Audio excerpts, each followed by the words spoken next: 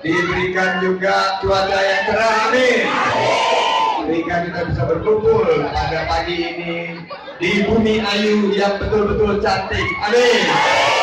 Dan tadi pagi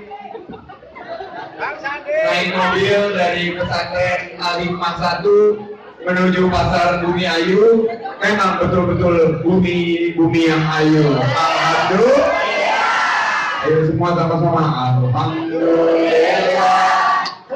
Syukurillah, bersyukur padamu ya Allah. Semua. Kau jadikan kami saudara, ingatlah waktu bersamaan.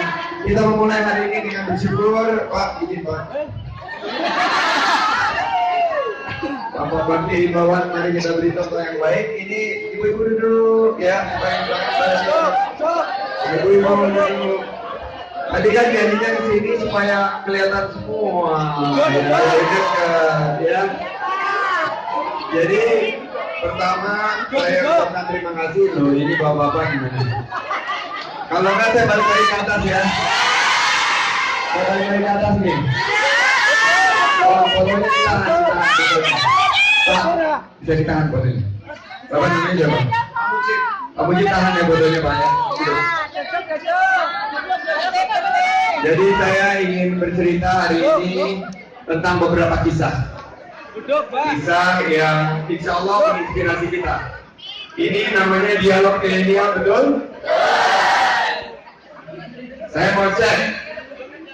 Milenial itu definisinya yang lahir dari tahun 80 sampai tahun 2000. Saya mau nanya, yang lahir dari tahun 80 sampai tahun 2000, angkat tangan. Katanya Pak 30%. Jadi kita bisa lihat berapa persen. Yang umurnya di bawah 38, angkat tangan. Oke. Ya, sekitar 30%. Yang di atas 38 tahun, angkat tangan. Pak Dirman, angkat tangan Pak Dirman. Pak Dik.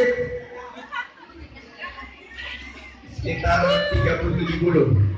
Yang 30 yang non milenial atau kita sebut sebagai MM.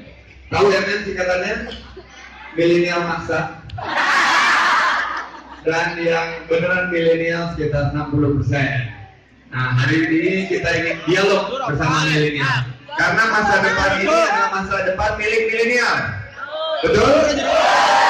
Milenial mau jadi pemain atau penonton? Penonton atau pemain? Nah, saya ingin berbagi story. Karena milenial ini senangnya story. Semua Insta story. Ini lebih pada Insta story nih. Pertama, story tentang dua sahabat.